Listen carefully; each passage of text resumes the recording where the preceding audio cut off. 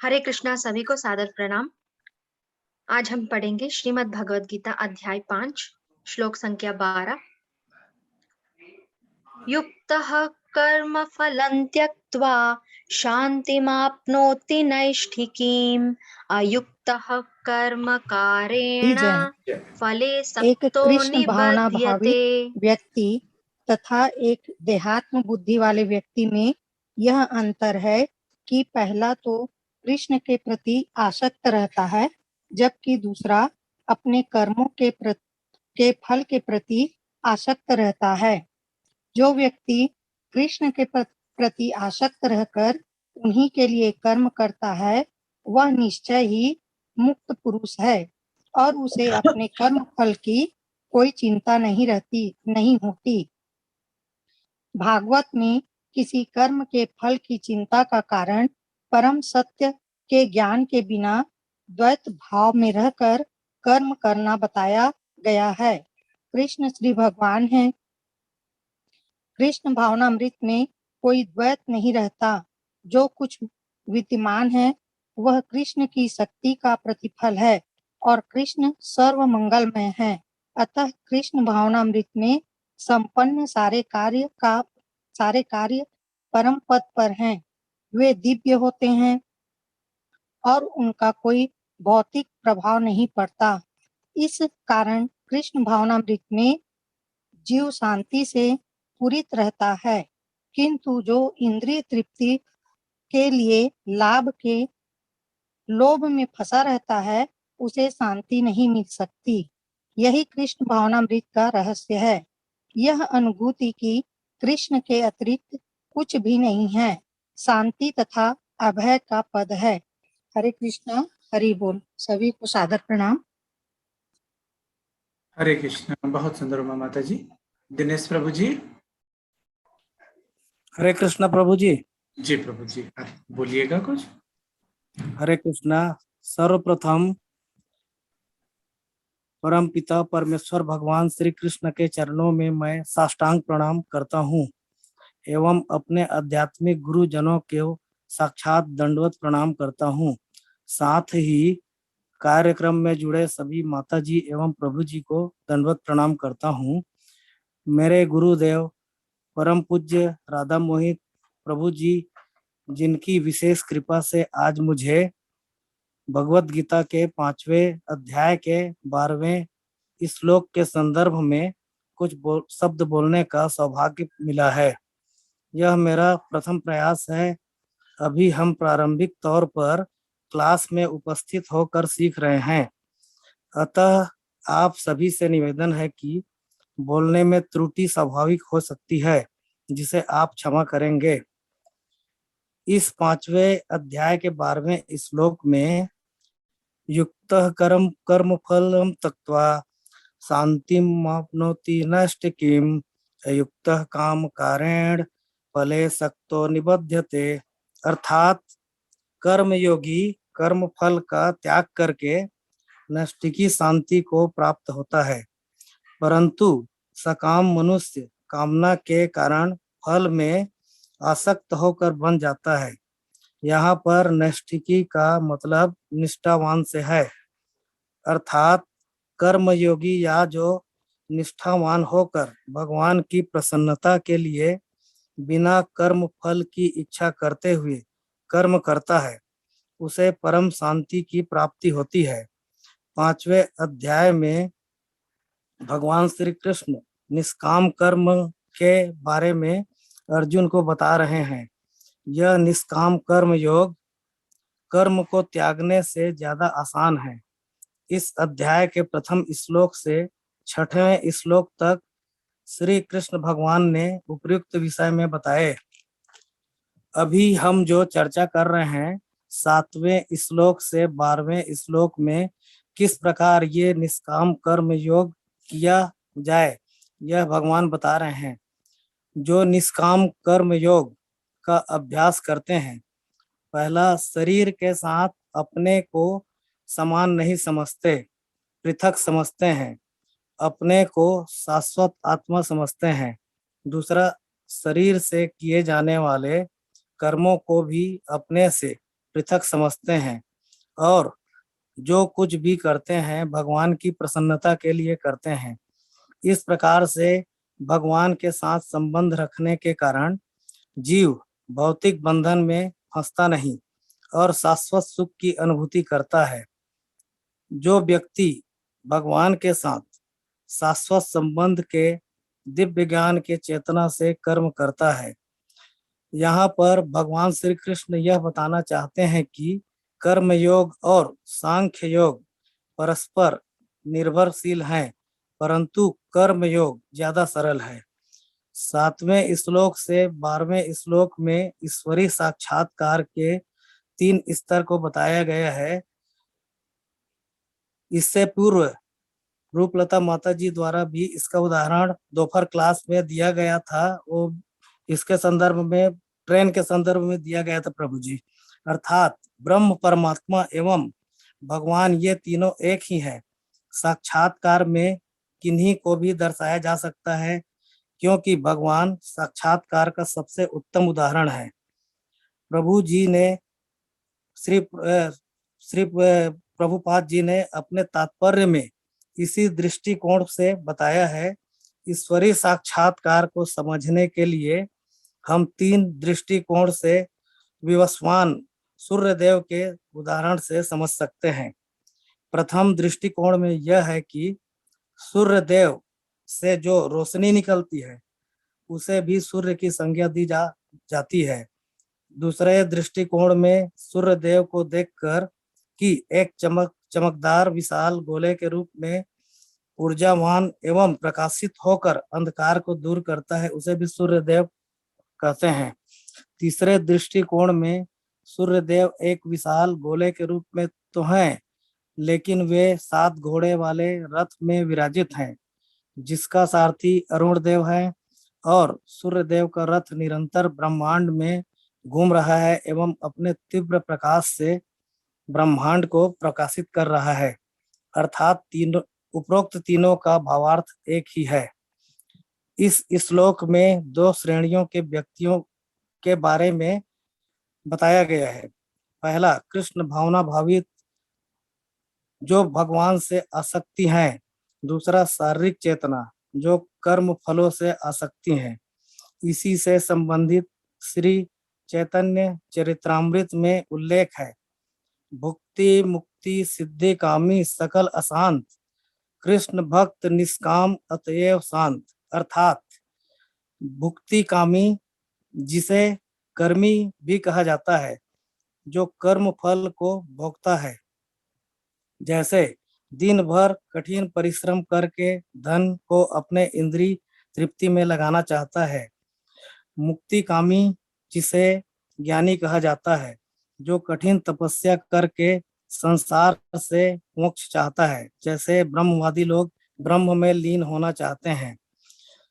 सिद्धि कामी जिसे योगी कहा जाता है, ये कठिन तपस्या करके योग सिद्धि को प्राप्त करते हैं, जैसे अणिमा लघिमा इसिता वसिता इत्यादि। उपरोक्त तीनों श्रेणियों कर्मी ज्ञानी और योगी जो है ये व्यक्ति अशांत रहते हैं। अब हम आते हैं कृष्ण भक्त जिसे निष्काम की संज्ञा दी जाती है। इस प्रकार के लोग भगवान से संबंधित होकर कर्म करने के कारण शांत रहते हैं, जिसका उल्लेख भक्ति रसामृत सिंधु में है, जिसमें बताया गया है भगवान श्री हरि के दास या भगवान श्री कृष्ण के सेवक कृष्ण भावना मृत में अपने शरीर अर्थात कर्मणा, बुद्धि अर्थात मनसा और शब्द अर्थात वाचा या गिरा का कर्म करते हैं। वे भौतिक जगत में रहते हुए भी जीवन मुक्त कहलाते हैं। उनका मिथ्या अहंकार नहीं होता है, क्योंकि वे अपने आप को अपने शरीर से स्वतंत्र समझते हैं। वे अपने आप को भगवान श्री कृष्ण से संबंधित समझते हैं और अपने शरीर को भी भगवान का समझते हैं। भगवान श्री कृष्ण के सेवक हर पल भगवान श्री कृष्ण की प्रसन्नता को ध्यान में रखते हुए भगवान की सेवा के लिए कार्य करते हैं, जैसे भगवान के लिए पुष्प चयन कर लाना, माला बनाना, अर्चा विग्रह का श्रृंगार करना, पूजा पाठ करना, भजन करना, भगवान के लिए रसोई करना, भोग लगाना, मंदिर मार्जन करना, एकादशी का निरंतर व्रत रखना, श्री कृष्ण हरि नाम महामंत्र का प्रतिदिन नियमतः 16 माला या उससे ऊपर जप करना, हरे कृष्ण कृष्ण कृष्ण हरे हरे, हरे राम राम राम हरे हरे, एवं भगवान के द्वारा दिए गए ग्रंथों एवं पुराणों जैसे भगवत गीता, श्रीमद् भागवतम, चैतन्य चरित्रामृत का पठन, श्रवण, मनन, चिंतन करना आदि। इस श्लोक के तात्पर्य में प्रभुपाद जी ने श्रीमद् भागवतम के जो तथ्य को प्रस्तुत किया है वह श्रीमद् भागवतम में बताया गया है। वह है, जब जीव भगवान की बहिरंगा शक्ति या भौतिक शक्ति से अपनी पहचान करता है या अपने आप को भौतिक शरीर समझता है, तब डर या भय उत्पन्न होता है। जब जीव भगवान से मुख मोड़ लेता है या भगवान से दूर होते हैं, तो वह भगवान के दास के रूप में अपनी स्वाभाविक स्थिति को भूल जाता है। इसलिए बुद्धिमान व्यक्ति को प्रामाणिक या आध्यात्मिक गुरु के निर्देशन में भगवान के अनन्य भक्ति में लग जाना चाहिए। इस संसार में जो कुछ भी विद्यमान है, सारे भगवान श्री कृष्ण के शक्ति के प्रतिफल हैं और भगवान श्री कृष्ण सर्व मंगलमय हैं। अतः श्री कृष्ण भावनामृत में किए जाने वाले कर्म परम पद या विशुद्ध सत्व गुण में रहते हैं। ये कर्म दिव्य रहते हैं, इनका कोई भौतिक प्रतिक्रिया नहीं होती। अतएव एक भक्त हमेशा कृष्ण भावना भावित होकर संपूर्ण रूप से शांत रहता है। किंतु जो व्यक्ति अपने इंद्रिय तृप्ति करने के लिए सदैव लाभ के लिए सोचते रहता है, जैसे व्यावसायिक व्यक्ति एवं ऊंचे पदों पर आसीन अधिकारीगण, नेतागण इस श्रेणी में आते हैं। वे इस प्रकार शांति की प्राप्ति नहीं कर सकता है। यही कृष्ण भावना मृत का रहस्य है। श्री कृष्ण भगवान के अतिरिक्त इस पूरे ब्रह्मांड में किसी भी चीज का कोई अस्तित्व नहीं है। संपूर्ण शांति और अभय की स्थिति है। जैसा कि श्री कृष्ण भगवान पहले बता चुके हैं कि जिस प्रकार से तुम मेरी पूजा करते हो, ठीक उसी प्रकार मैं तुम्हारी पूजा करता हूँ। यहाँ पर व्यक्ति अपने अहंकार को नष्ट कर दे और इस दिव्यता के सामने झुक जाए और उसकी उपासना करने लगे, तो यह जो दिव्यता है वह हमारे सामने झुक जाएगी, क्योंकि ये जो दिव्यता है वही संपूर्ण सृष्टि का स्रोत है। यदि हम इस दिव्यता से हम अपने को समर्पण कर दें, अर्थात हम अपने अहंकार को दिव्यता के सामने समर्पित कर दें, तो ये दिव्यता हमारे को समर्पित हो जाएगी और इस प्रकार से हम मुक्त हो जाएंगे और अनंत हो जाएंगे। यहाँ पर इसी बात को भगवान श्री कृष्ण कह रहे हैं। जो व्यक्ति योगी होता है, जिसने अपने अहंकार को नष्ट कर दिया है, जो इस दिव्यता के साथ जुड़ गया, वो व्यक्ति इस दिव्यता का स्वरूप हो जाता है। इस प्रकार वह शांति को प्राप्त कर लेता है। उसमें और सृष्टि में कोई संघर्ष नहीं रहता है, वे एक ही हो जाते हैं। इस एकता के द्वारा व्यक्ति शांति को प्राप्त करता है। इसी के विपरीत जो व्यक्ति अपने अहंकार से जुड़ा रहता है और चाहता है कि उसका अहंकार बड़ा है, ये जो संपूर्ण सृष्टि उसी के अहंकार के सामने झुक जाए, वही व्यक्ति सदैव अशांत रहता है और उसका पतन हो जाता है और उसी जन्म मृत्यु जरा व्याधि में फंसकर 84 लाख योनि में भटकते रहता है, जिसका साक्षात उदाहरण है प्रहलाद महाराज और उनका पिता हिरण्यकशिपु। प्रहलाद महाराज में वे सारे भक्त के गुण थे जो एक दिव्य प्रधान में होता है। जबकि हिरण्यकशिपु को सारा वरदान प्राप्त होते हुए भी अहंकार के वशीभूत होकर वह अपने आप को भगवान समझने लगा और उसी अहंकार के चलते सभी लोगों, देवताओं, ग्रहों एवं सारी प्रजा के ऊपर कुशासन एवं अत्याचार करने लगा। और एक समय ऐसा आया कि उसी अहंकार के चलते भगवान आदि पुरुषोत्तम श्री कृष्ण ने नरसिम्हा अवतार लेकर उसका वध किया। प्रभु जी, बस इतना ही मुझे उपरोक्त श्लोक में समझ आया। जो त्रुटियां हुई होगी उसके लिए क्षमा चाहूंगा। हरे कृष्ण, हरि बोल। प्रभु जी हरि बोल, हरी हरी बोल प्रभु, हरी हरी बोल। बहुत सुंदर प्रभु, बढ़िया बहुत प्रभु सुंदर, हरी हरी बोल। बहुत बढ़िया प्रभु, हरि बोल प्रभु जी, हरि बढ़िया आपका। हरी हरी बोल, हरी बोल। बहुत सुंदर दिनेश प्रभु जी, बहुत सुंदर। हरे कृष्ण। हरे कृष्णा। देखिए कितना सुंदर एक एक बातों को दिनेश प्रभु जी ने रखा है ने। बहुत सुंदर, बहुत बढ़िया प्रभु जी। और पहला प्रयास लग ही नहीं रहा था, ऐसा लग रहा था धारा प्रवाह कितने समय से आप लगातार बोल रहे हैं, ऐसा आपके जो पूरे क्लास के एक्सप्लेनेशन में लगा। नहीं, मैं कुछ बोलूं उससे पहले मैं गौरव प्रभु से अनुरोध करूंगा। गौरव प्रभु जी, इस श्लोक पे आप। हरे कृष्ण प्रभु जी। जी दिनेश प्रभु जी। ये सब आपका ही आशीर्वाद है प्रभु जी, आपसे ये सब सीख रहे हैं हम लोग। भगवान की कृपा है, भगवान की कृपा है, भगवान की और कृपा आप लोगों पे रहे। और इसी तरीके से भगवान के नाम का प्रचार अपने हर जीव को, हर पतित आत्माओं को उद्धार में आपकी भागीदारिता बने रहे, ये मंगल कामना हमेशा आप लोगों के लिए प्रभु, है ना। चलिए तो गौरव प्रभु से सुनते हैं। गौरव प्रभु जी प्लीज आप बोलिएगा। हरे कृष्णा, सबको सादर प्रणाम। बहुत अच्छा श्लोक है। इस श्लोक के पीछे का जो भाव है, इसके पीछे का जो संदेश है, उसका परिचय तो हमको दिनेश प्रभु जी ने बहुत अच्छे से करा ही दिया है।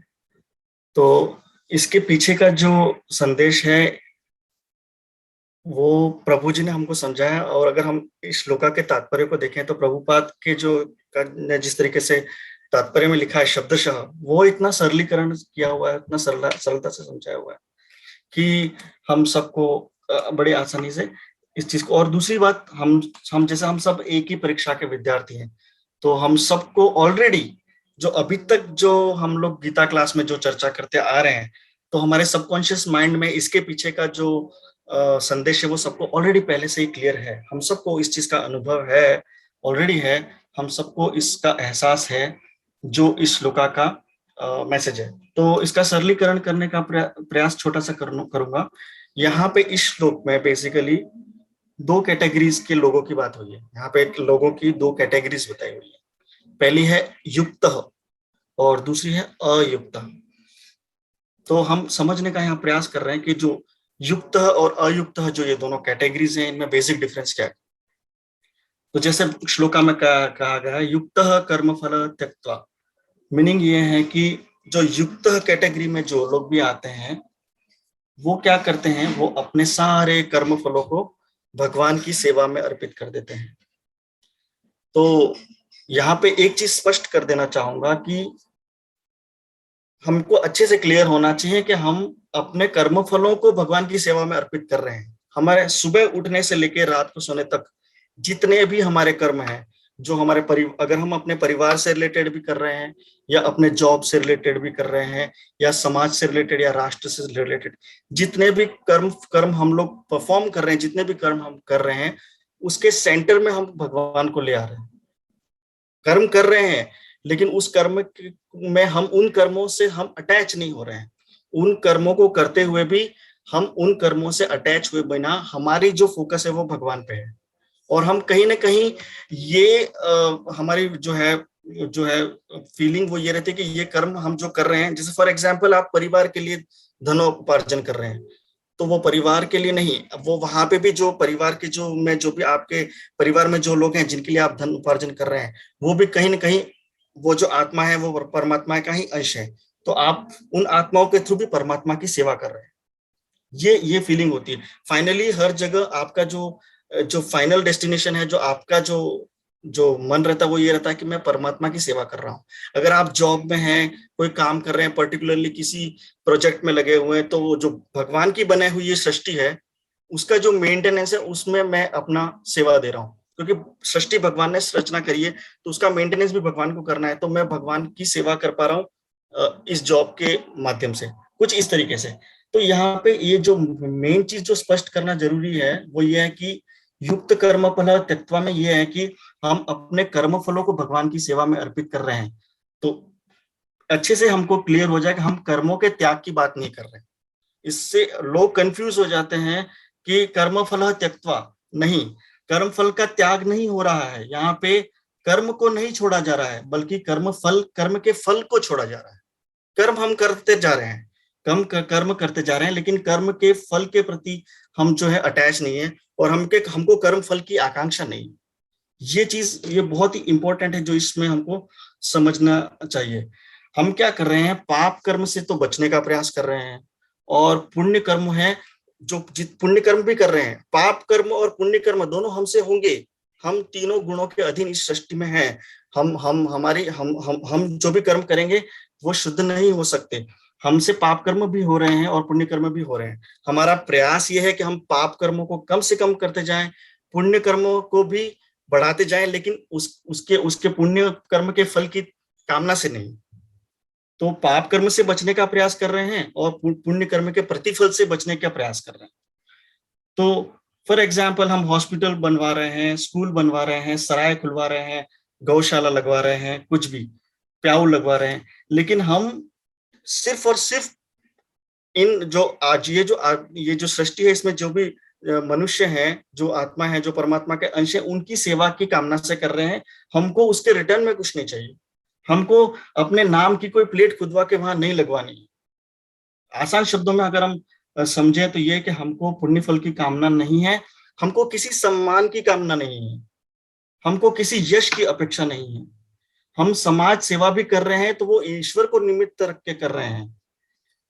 हम अगर यहाँ पे हमको अगर सेवा मिलती है किसी श्लोका को एक्सप्लेनेशन करने की, तो हम इस ट्रैप में ना आ जाए कि हमको अच्छा बोलने का जो है वो ये प्रशंसा मिलने वाली है कि आप बहुत अच्छे से एक्सप्लेन कर लेते हैं।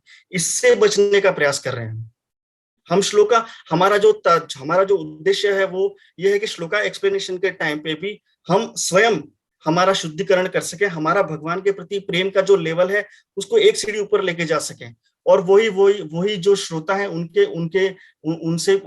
भी भगवान के प्रति प्रेम की जो लेवल है उसको एक डिग्री ऊपर ले जा सके। लेकिन हम उस ट्रैप में नहीं आ जाए।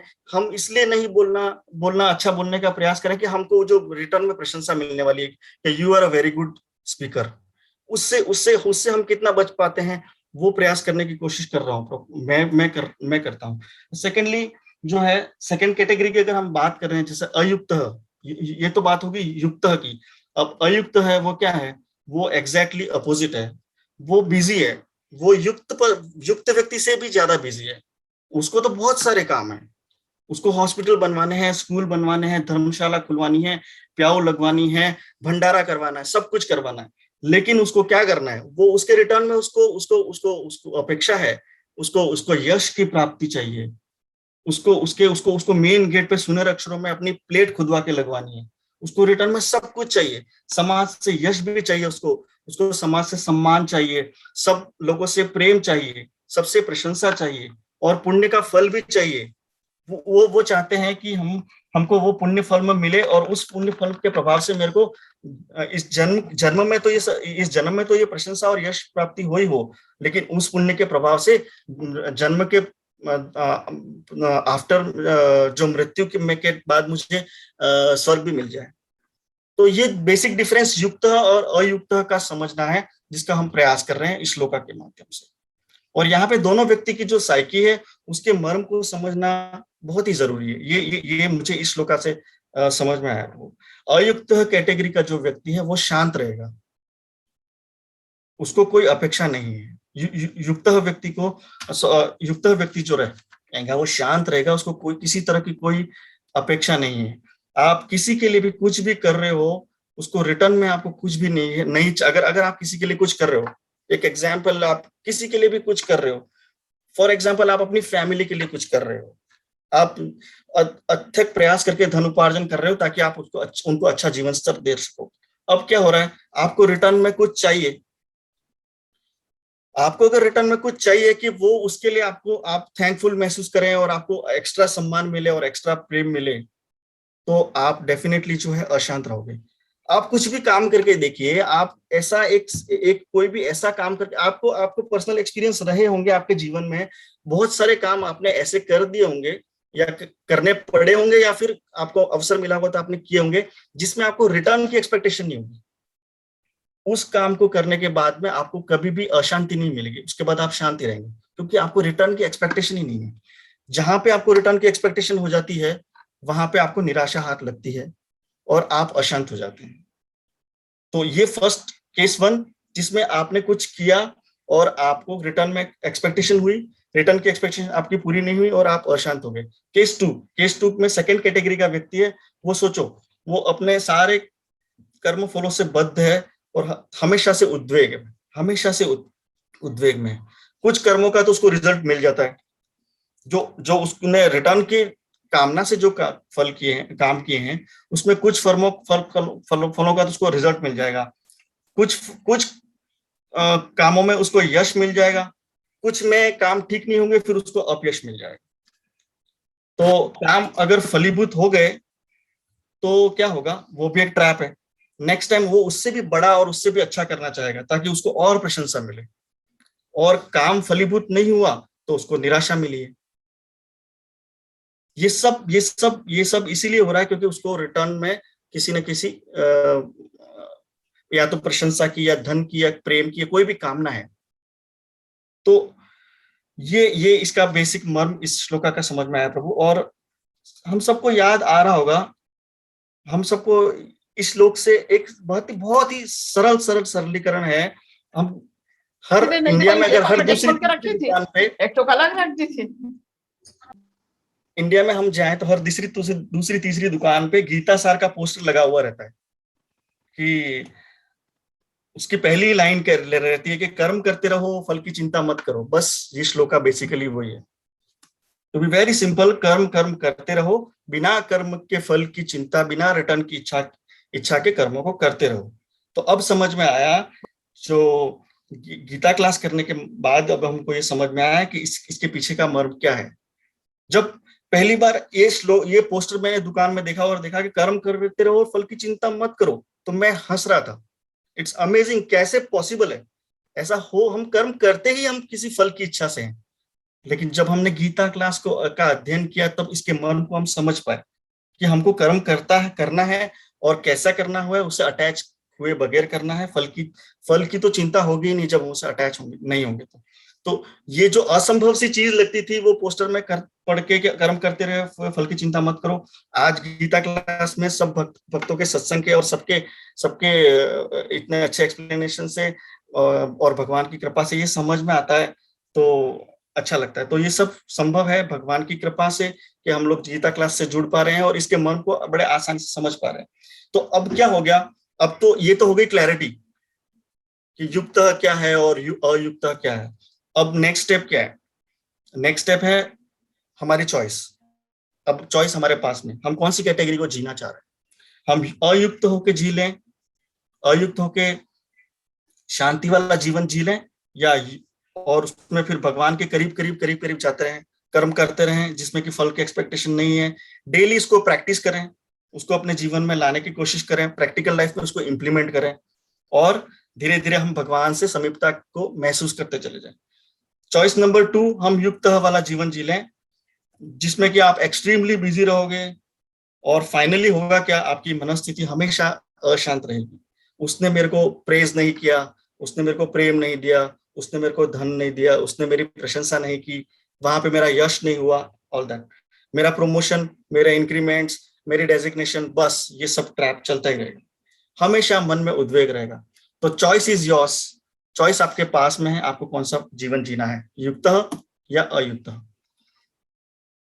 तो आपके कर्म के फल चाहे अच्छे हो या बुरे हो, बट जब तक आप कर्म के फल के प्रति आसक्त हो, उनसे अटैच हो, तो फाइनली वो आपको बंधन में बांधने ही वाला है। तो कर्मयोगी कौन हुआ? वो हुआ कर्मयोगी जिसने सारे कर्मों को भगवान की सेवा समझकर किया, विदाउट किसी रिटर्न के एक्सपेक्टेशन से, वो हो गया कर्मयोगी। अगर और उस कर्मयोगी को बताइए, जब उसको कोई आसक्ति ही नहीं है रिटर्न की, तो उसको कौन बांध सकता है? और उसको उद्वेग कैसे हो सकता है और उसको अशांति मन में कैसे मिल सकती है। तो यहां से आप जो है वो लिबरेट कर जाते हैं, यहां से ही आपकी भक्ति की शुरुआत हो जाती है। जब इस चीज को हम इंप्लीमेंट करने का शुरुआत करते हैं, हम उसको एक्सपीरियंस करते हैं और स्टेप बाय स्टेप हम जब महसूस करते हैं कि हाँ मैं कर्म कर रहा हूं और मेरी उससे आसक्ति भी कम होती जा रही है और मेरे सारे कर्मों के सेंटर में भगवान आते जा रहे हैं, जब ये इस पथ पे जब हम चलना शुरू कर देते हैं और उस चीज को हम एक्सपीरियंस करने लग जाते हैं, तो यहीं पे भक्ति की शुरुआत हो जाती है, यहाँ पे आपकी मुक्ति की भी शुरुआत हो जाती है, आप लिबरेट करना शुरू कर देते हैं। तो अब आप बताओ कि हमारे समाज में जो एक बहुत ही कॉमन सी प्रॉब्लम है, जो हम हर घर में एक ही बात सुनते हैं कि मैं बहुत टेंस्ड हूं, मुझे बहुत स्ट्रेस है, मेरे को हमेशा एंजाइटी रहती है। क्यों रहती है?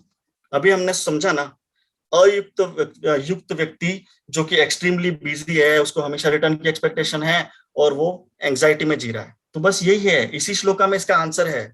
हम लोग हमेशा टेंशन की बात करते हैं, हम हमेशा स्ट्रेस की बात करते हैं, हमारी मनस्थिति हमेशा खराब है, अशांत है, उद्वेग में है, बहुत टेंशन है यार, बहुत टेंशन है यार। किस बात का टेंशन है? ये है, ये समझना चाहिए हमको। ये दो कैटेगरीज हैं, हम उस वाले ट्रैप में पड़े हुए हैं। सिंपल सी बात है, इस श्लोका ने समझा दी है हमको खाली स्विच करना है, शिफ्ट करना है, हमारे कर्मों को भगवान के की सेवा में लगाना है, खुद को सेंटर, सेल्फ सेंटर्ड हटा के भगवान को सेंटर करना है, दैट्स इट। यहाँ पे आपकी सारी स्ट्रेस निकल गई, सारी टेंशन निकल गई। क्यों एंजाइटी रहेगी, क्यों मन में उद्वेग रहेगा? आपको प्रेम चाहिए, आपको यश चाहिए, आपको सम्मान चाहिए, हमेशा एंजाइटी रहेगी, कोई नहीं बचा पाएगा आपको, रहेगी ही रहेगी। आपको शांति चाहिए, आपकी रिटर्न की एक्सपेक्टेशन खत्म, आप शांत हो गए, आपके सेंटर, लाइफस्टाइल के सेंटर भगवान हो गए, आप शांत हो गए, दैट्स इट। शांत मन से हम फिर से सोचें, एक बार आराम से बैठ के फिर से विचार करें कि ये एंजाइटी मेरे को होती क्यों है। और हर व्यक्ति कर रहा है कि मेरे को एंजाइटी है, तो कौन सी लाइफस्टाइल जीनी है मेरे को, शांति वाली या एंजाइटी वाली? मेरे को ये स्ट्रेस नहीं चाहिए, मुझे शांत जीवन जीना है, I want to live a peaceful life. तो ठीक है, जी लो, इसका आंसर आपको इस श्लोका में मिल रहा है ना। ये श्लोका यही तो है। तो नट शेल में जो है सीक्रेट है वो यही है, ये सीक्रेट ऑफ, जैसे प्रभुपाद ने लास्ट में बताया ना, जीवन का रहस्य, जो भगवान इसमें रहस्य बता दे रहे हैं, सिंपल, बहुत ही सरल शब्दों में। आपको नट शेल में एक मिल गया रिजल्ट, आपको सीक्रेट मिल गया। तो फाइनली बात यही है कि हम जो ये समाधान है, इस समाधान को प्रैक्टिस कैसे करें। ये समझ में आ गया कि ये सही, ये गलत, अब ये भी समझ में आ गया कि हमको इम्प्लीमेंट करना है। अब हमको इसको इम्प्लीमेंट करें कैसे? तो इम्प्लीमेंट करना क्या है? हमको इस श्लोक को, सिर्फ इस श्लोक को बोलना और सुनना नहीं है। इस श्लोक को बोल लिया, अच्छे से बोल लिया, बहुत अच्छे से एक्सप्लेन कर दिया, और इस श्लोक को सुन लिया, दैट्स इट नहीं। इस श्लोक की लर्निंग जो है उसको जीने का प्रयास करना है, डे टू डे लाइफ में, डे टू डे एक्टिविटी में, डेली की हमारी एक्टिविटी में इस श्लोक की को इम्प्लीमेंट हम प्रैक्टिकल लाइफ में डेली बेसिस पे कैसे करेंगे, कैसे जिएंगे, इस बात को कैसे जिएंगे। इस बात को खाली बोल लेंगे या सुन लेंगे, या ये इस बात को हम हमारे सबकॉन्शियस माइंड में ले जाएंगे और हम उसको प्रैक्टिस करने की भी कोशिश करेंगे। प्रैक्टिस करने की ही कोशिश करनी है, और आपको डे टू डे लाइफ में हर एक एक्शन में आप अपने आप को रिमाइंड कराते चले, युक्त अयुक्त, युक्त अयुक्त, आपको याद आ जाएगा क्या कर रहा हूं मैं। जब अपने आप, जब आप सत्संग करते हैं और इन बातों को डेली रोजाना सुनते हैं, तो आप में वो चेक, आपके माइंड में वो चेकबॉक्स बन जाता है अपने आप। जब आप बहुत ज्यादा बिजी रहेंगे, मटेरियल गेन्स के लिए बहुत ज्यादा कुछ कर रहे होंगे, वेल्थ क्रिएशन के लिए कुछ कर रहे होंगे, तब आपको एक अचानक से एक घंटी बजेगी, एक अलार्म आएगा। अगर आप इस गीता क्लास में बैठे हैं तो यार मैं तो कंप्लीटली सेकंड कैटेगरी का काम कर रहा हूं। तो आप खुद से सवाल कर लो कि मैं कर्मयोगी हूं क्या? वो कर्मयोगी जो कर्म करता जा रहा है लेकिन वो उससे अटैच नहीं है, उसका हर कर्म भगवान के सेंटर में है, मैं और मेरा सेंटर में नहीं है। क्या मैं वो कर्मयोगी हूं या नहीं हूं? तो क्या मैं उस कर्मयोग का अभ्यास करने का प्रयास भी कर रहा हूं? मैंने शुरू किया क्या? शुरू भी किया है क्या? मैंने तो शुरू नहीं किया, मैं तो शुरू करने का बस सोच रहा हूं और शुरू करने का प्रयास करने का कोशिश कर रहा हूं। तो क्या हम लोग लेवल 1 से 0 पे लेवल 1 तक भी, अगर एक बार लेवल 1 आ गया तो फिर उसके बाद लेवल 100 हो जाएगा। लेकिन 0 से 1 की जो जर्नी है वो बहुत बहुत ही इंपॉर्टेंट है। स्विच है, क्योंकि उसमें आपका पैराडाइम शिफ्ट होता है। आप तय कर लेते हो कि मेरे को ये वाली लाइफस्टाइल जीनी। तो 0 to 1 is the most difficult. जिस दिन 0 to 1 पे आप आ गए और आपने अपने आप को स्विच कर लिया कि मैं उस कर्म योग को प्रैक्टिस करूंगा, आज से शुरू करूंगा, अभी से शुरू करूंगा, इसी क्षण से शुरू करूंगा, तो वहां से ही आपकी जो है लिबरेशन शुरू हो जाएगी। और उसका फल कितना कितना कितना अच्छा है, मीन्स कि उसका फाइनल रिजल्ट, ये सब करना है, क्यों करना है, फाइनल रिजल्ट कितना अच्छा है। जीवन की बात हुई यहाँ पे, जीवन में हम लोग शांत जीवन प्राप्त करेंगे, ओके, वो भी इतना इंपॉर्टेंट नहीं है, ठीक है, आप बहुत इंपॉर्टेंट है, लेकिन उससे भी ज्यादा इंपॉर्टेंट चीज आप गेन करने जा रहे हैं इस वाली लाइफस्टाइल से, अयुक्त से। क्या होने वाला है, आप इस जीवन में तो शांति को प्राप्त करेंगे ही करेंगे, लेकिन उससे भी बड़ी जो आपको ट्रॉफी मिलने वाली है, जो मेडल मिलने वाला है, वो है आपका भगवान के साथ संबंध। आप उस चीज को महसूस करने लग जाएंगे। आप भगवान के साथ में आपका जो संबंध है वो प्रगाढ़ से प्रगाढ़ और भी प्रगाढ़ होते चला जाएगा। यहाँ से आप डिटैच होते चले जाएंगे मटेरियल लाइफ से, और आपकी स्पिरिचुअल लाइफ में आप एलिवेट करते चले जाएंगे। भगवान से के प्रति आपका जो अटैचमेंट है, आपका प्रेम है, वो डेली का डेली आप उसके अंदर में एक इंक्रीमेंट महसूस करते चले जाएंगे। And that is a great achievement. आपको डबल फायदा हो रहा है, एक तो आपको शांत जीवन जीने को मिल रहा है जिसमें कोई एंग्जाइटी नहीं है, कोई उद्वेग नहीं है, और जब शांत जीवन को जीने के बाद जब आप इस जीवन को क्रॉस कर जाएंगे तो आप भगवान के करीब होंगे। तो ये तो विन विन सिचुएशन है। तो भगवान मैं यही प्रार्थना करता हूं कि सभी वरिष्ठ जनों की हम पे कृपा हो, सभी साधु जनों की हम पे कृपा हो, सभी जो है एलिवेटेड सोल्स हैं, वो हम हम एक ही कक्षा के विद्यार्थी हैं, और हम सब एक ही सब्जेक्ट के स्टूडेंट है। तो हमको सबको वरिष्ठ वैष्णव जनों का आशीर्वाद इस तरीके से मिले, उनकी कृपा ऐसी हो, और भगवान की कृपा हम सब पर ऐसी हो कि हम इस कर्मयोग को डे टू डे लाइफ में प्रैक्टिस कर पाए, और हम ये दोनों चीजें गेन कर पाए, पीसफुल लाइफ और कृष्णा इट्स हिमसेल्फ। हरे कृष्णा प्रभु जी, हरि बोल। हरी हरी बोल प्रभु, हरी हरि हरी, बोल। बहुत सुंदर। गौरव बहुत प्रभु सुंदर जी प्रभु। की जय। जय हो प्रभु जी, जय हो। हरे कृष्ण प्रभु, हरे कृष्ण, बहुत सुंदर बोले प्रभु, हरि बोल प्रभु जी, हरि बोल प्रभु जी। खूब आनंद आ गया और अच्छा किया आपने। और काफी मुझे खुशी हुई सुन करके कि आपने जो है वो राधा मोहित प्रभु जी के संपर्क में रह करके और गीता क्लास से जुड़ करके और वहाँ के व्यक्तियों के साथ में, वहाँ के महापुरुषों के साथ में जुड़ करके बहुत अच्छा ज्ञान प्राप्त किया है। और वाकई काबिल है आपने जो बोला है। मैं इसलिए तारीफ नहीं कर रहा हूँ कि मेरे सांसारिक रूप में मेरे पुत्र हैं, लेकिन इसलिए तारीफ करता हूँ कि उन्होंने जो सीखा है और वास्तव में जो इस सीढ़ी पे उन्होंने अपने आप को आगे बढ़ाया है, उससे मैं बहुत खुश हूँ और बड़ा उनको पूरा सुना और मुझे काफी आनंद आया प्रभु। हरे कृष्णा, हरे कृष्णा। हरी हरी बोल त्रिभुवननाथ जी, बहुत बहुत बहुत धन्यवाद। और ये जो गौरव प्रभु बोल रहे थे उसमें आपका हाथ है पूरा, क्योंकि आपने इतने सुंदर संस्कार दिए, आपने पूरा अपना आशीर्वाद दिया, आपके पुण्य कर्म फल से आज गौरव जो बोल पा रहे हैं वो बोल पा रहे हैं। मेरे संपर्क में जो आप जैसे प्रभु जो व्यक्ति हैं और जो महापुरुष है, महात्मा है, बस उनका ही आशीर्वाद है और आप लोगों का आशीर्वाद है कि आज मुझे सब ये कुछ मैं देख रहा हूँ और सुन रहा हूँ और मुझे खुशी हो रही है। हरे कृष्ण प्रभु। हरे बहुत सुंदर। दिनेश प्रभु जितना सुंदर उसको शुरू किए, गौरव प्रभु ने उतनी सहजता और सरलता के साथ उसको कंप्लीट किया। कितना सुंदर, कोई किसी के अधिकार क्षेत्र का हनन किए हुए भी दिनेश प्रभु ने जितनी सुंदरता से सारी बातें रखी, गौरव प्रभु ने उसको उतनी ही और सरलता से आगे बढ़ाया। और कितनी सुंदर बात की। और मैं बहुत छोटी सी बात रखता हूँ, ये पूरे बातों की बात को केवल 1 या 2 मिनट में मैं आप लोग के बीच में बहुत सुंदर बात रखता हूँ।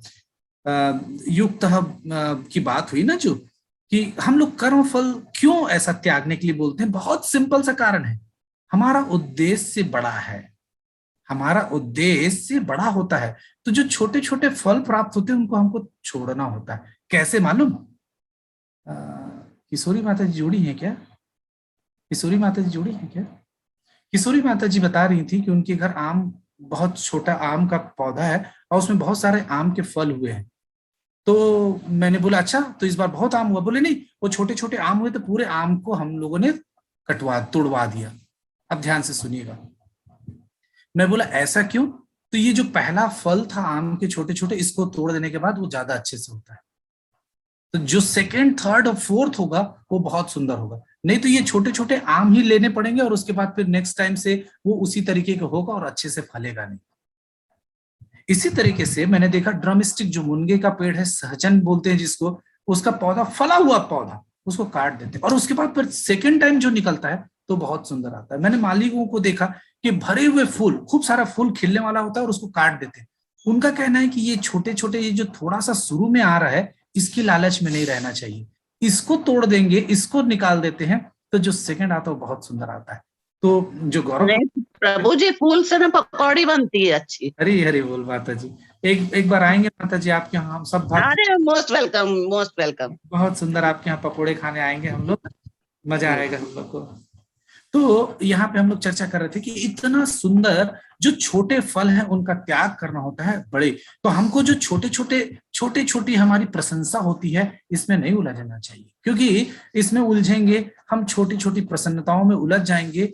हमें आगे बढ़ना है, बहुत आगे बढ़ना है। इन छोटी प्रसन्नताओं में, इसमें ही खेलते रह गए। जैसे माँ अपने बच्चे को क्या करती, छोटा सा झुंझुना पकड़ा देती है और वो झुंझुना के साथ ही बेचारा पीट पीट के खेलते रहता है। माता जी अपना पूरा खाना बना लेती है।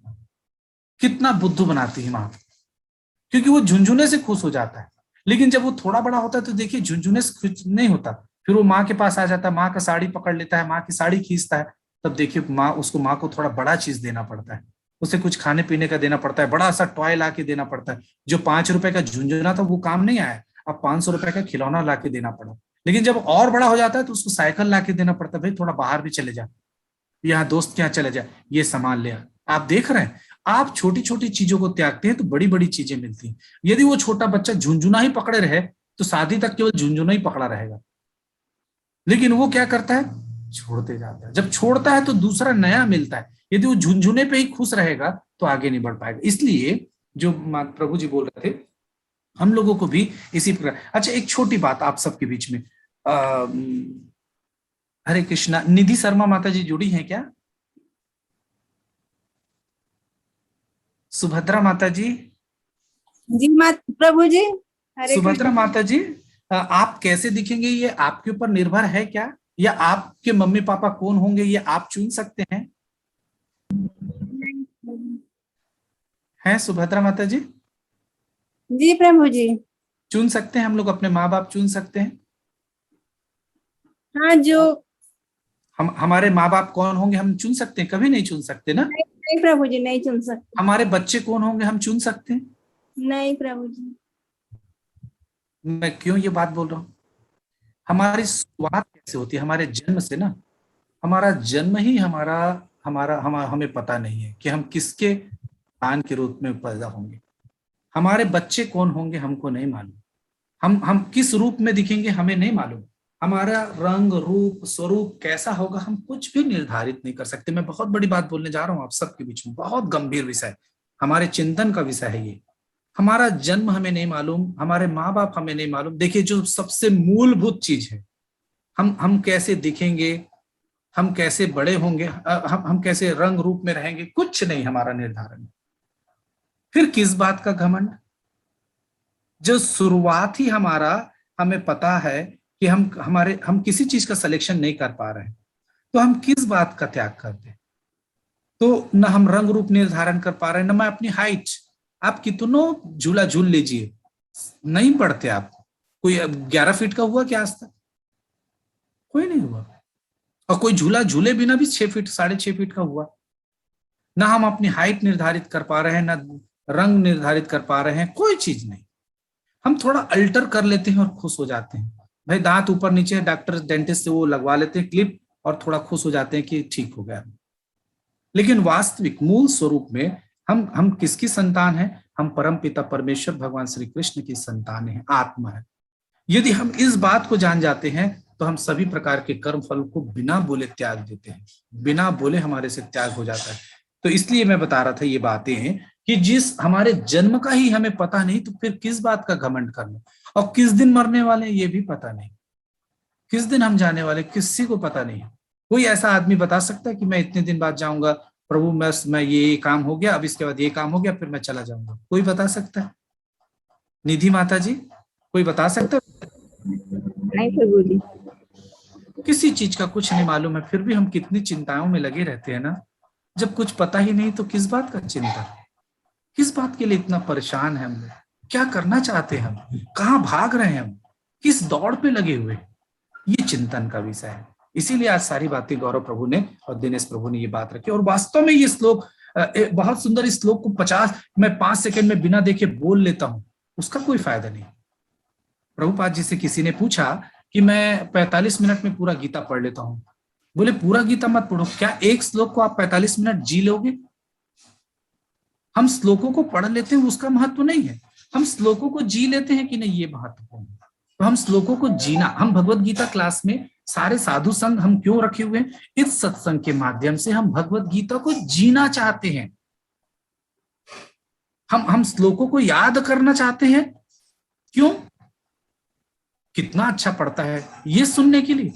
और सोचिए, केवल उसके पढ़ने से इतनी तारीफ मिलती है, तो यदि उसको कोई जिएगा तो उसको कितनी तारीफ मिलेगी। केवल सोचने की बात है ये। जो केवल उसको पढ़ता है, इतने अच्छे से पढ़ लेता है करके हम इतनी तारीफ करते हैं, तो सोचिए कि जैसे दिनेश प्रभु, गौरव प्रभु बहुत सुंदर बोले प्रभु करके हम लोग, यदि कोई इसको जीना चालू कर दे इस श्लोक को, तो उसकी कितनी तारीफ होगी।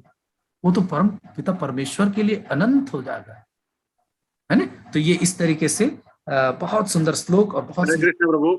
जी त्रिभुवन जी प्रभु हरे कृष्णा। मैं बोलना चाहूंगा मैं जी प्रभु जी की बात, और जो अभी श्लोका में जो बात चल रही है प्रभु, उसमें मैं ये कह रहा हूँ कि कर्म तो हमें हर इंसान को जब हम आए हैं पृथ्वी पे तो करना ही है, लेकिन कर्म में करते हुए हमें ध्यान रखना है प्रभु।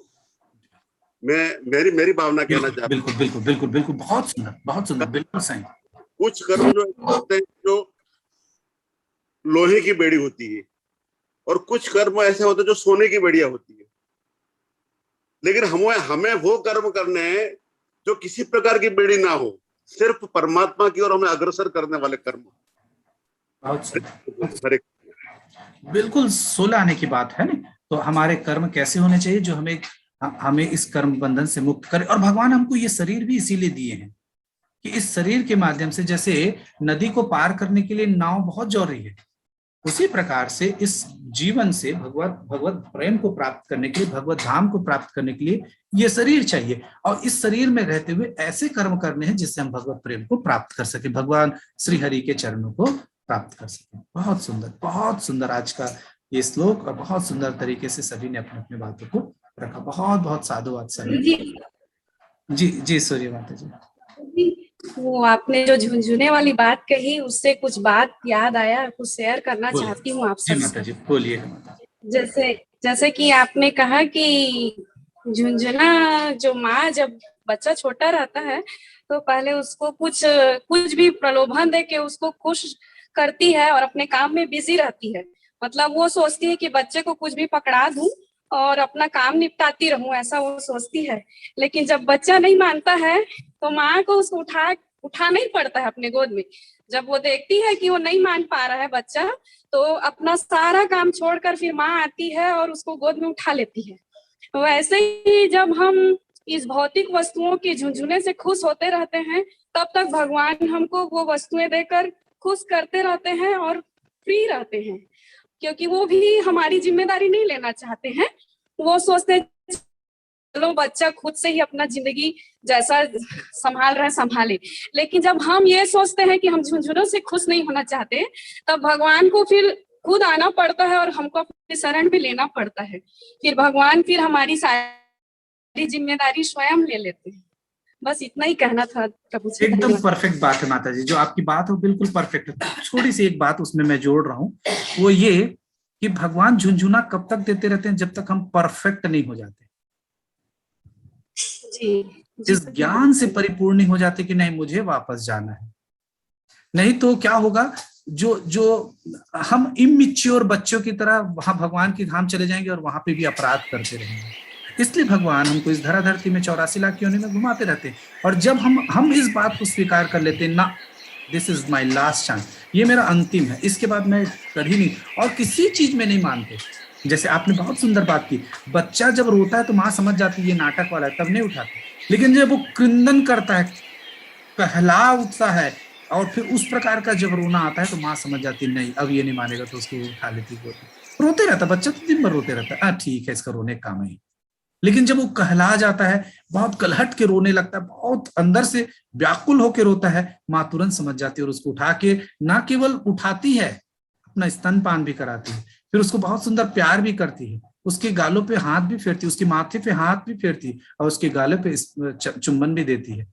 तो देखिए हम सबको भी, जैसे सूर्य माता जी ने कहा कि हम इस संसार के भौतिक सुख सुविधा, ये छोटे छोटे झुंझुना है, बच्चों के रूप में झुंझुना मिल गया, फिर हम बच्चे रहते हैं तो माँ बाप के रूप में खेलते हैं, फिर पढ़ाई लिखाई कर लिए, फिर हमारी शादी हो गई तो पत्नियों के साथ खेलते हैं, फिर बच्चे हो जाते हैं तो बच्चों के साथ खेलते हैं, फिर उनकी शादी करते हैं, फिर उनके बच्चों के साथ खेलते हैं।